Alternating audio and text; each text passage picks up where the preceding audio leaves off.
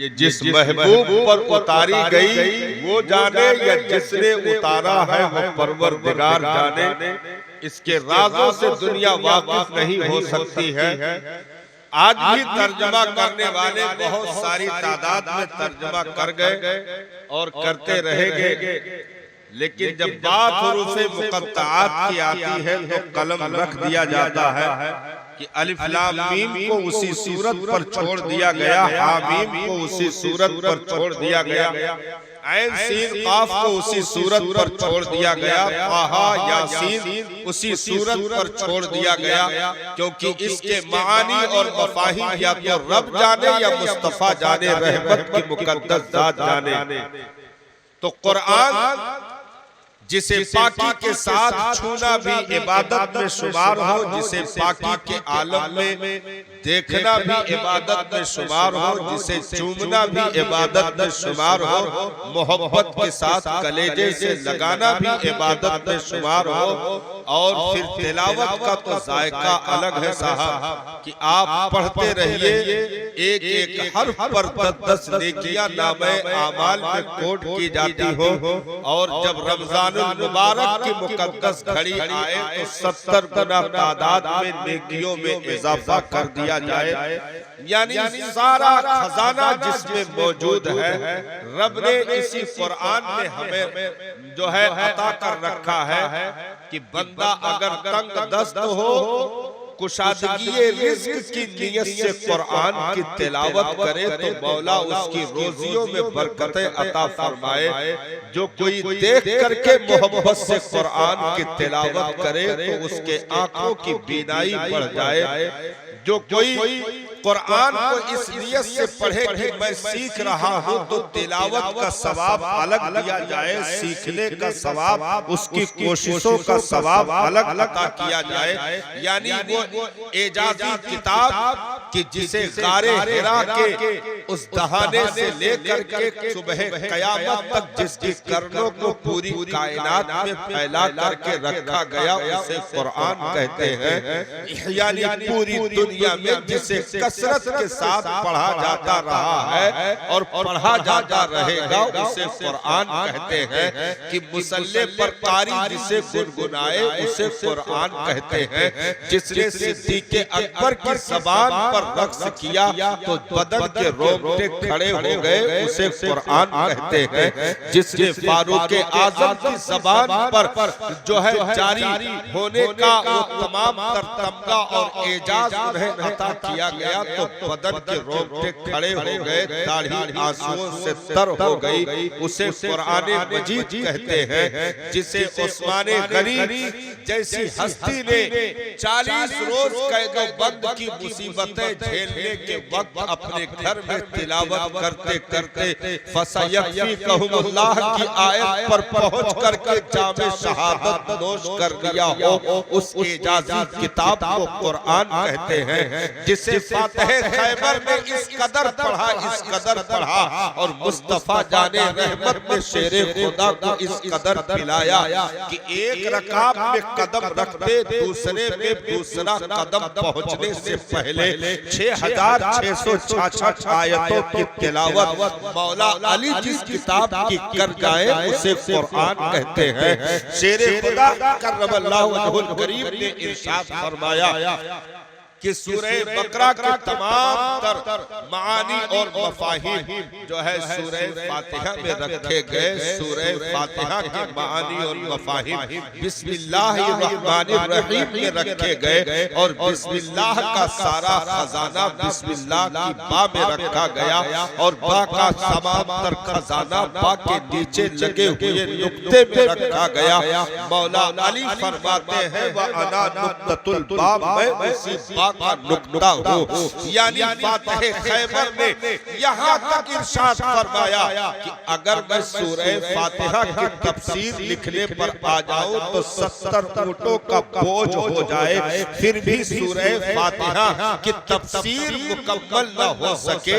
यानी जिसमें ऐसी उस्अत रब ने रखी हो उस मुअज़्ज़ज़ किताब को कुरान मजीद कहते हैं। जिसे सहाबा अपनी तन्हाइयों में गुनगुनाते रहे उसे कुरान कहते हैं।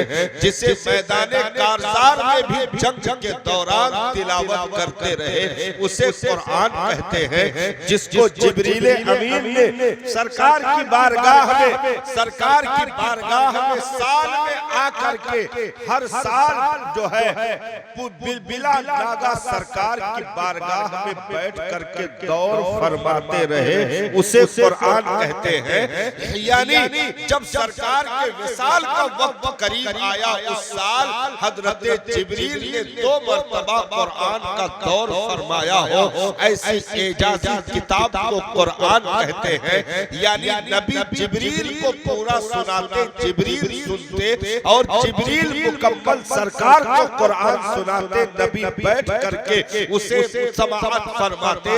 ये साल में एक दूसरे के साथ जैसे होता नहीं है कि हुफ़ाज़ जो होते हैं वो रमजान करीब आ रहा दौर जारी है, यानी उस्ताद को अगर कोई सुनाने वाला नहीं मिलता तो कहते हैं शागिर्द को कि तू ही सुन ले, मैं दौर करना चाहता हूँ। यानी कुरान सुनाना ये जिब्रील की सुन्नत है, सुनना मुस्तफा की सुन्नत है और कुरान सुनाना नबी की सुन्नत है और सुनना जिब्रील अमीन की सुन्नत है। तो जिसे नबी ने इस कदर जिंदगी में शामिल कर दिया हो उस एजाजी बरकत वाली किताब को कुरान कहते हैं। जिसके ताल्लुक से नबी ने इरशाद फरमाया कि कुरान को पढ़ा करो और पढ़ते पढ़ते रोया करो, रोना ना आए तो रोने जैसी सूरत ही बना लो, क्योंकि ये कुरान रब की वो लटकती हुई रस्सी है जिसका एक सिरा तुम बंदों के हाथ में रखा गया,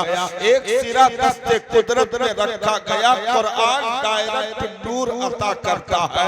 अपने घरों को कब्रिस्तान न बनाना, वीरान न करना, तुम कुरान की तिलावत करते रहना। सरकार ने इरशाद फरमाया जिस घर में कुरान न पढ़ा जाए वो घर वीरान हो जाता है, जिस कलेजे में कुरान न रखा जाए वो कलेजा वीरान हो जाता है।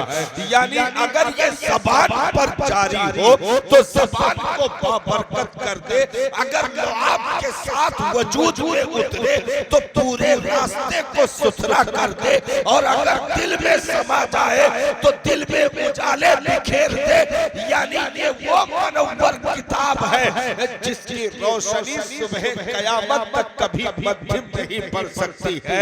यानी ये वो किताब की साहब किताब के फ्रंट पेज पर, टाइटल पेज पर आज भी वो आयत जगजगा रही है, ज़ालिकल किताबु ला रैब फीह। ये वो किताब है जिसमें शक और शुबहे की कोई गुंजाइश नहीं है, जिसमें आयतल कुर्सी जैसी चीजें रखी गई हो उसे कुरान कहते हैं, जिसमें सूरह यासीन जैसी बाबरकत चीजें रखी गई हो उसे कुरान कहते हैं, जिसमें सूरह मुल्क जैसी एजाजी सूरतें रखी गई हो उसे कुरान कहते हैं। सहाबा सफर के दौरान खेमा लगाए और जैसे ही आराम के लिए बिस्तर पे जाए अचानक उठकर दरबारे रिसालत में पहुंच जाए, अर्ज करें आका हम जहां लेटे हैं वहां जमीन के नीचे से कुरान के सूरह मुल्क की तिलावत की आवाज आ रही है। मेरे आका दौड़ कर तशरीफ लाए, इरशाद फरमाए सहाबा कहां से आवाज आ रही है?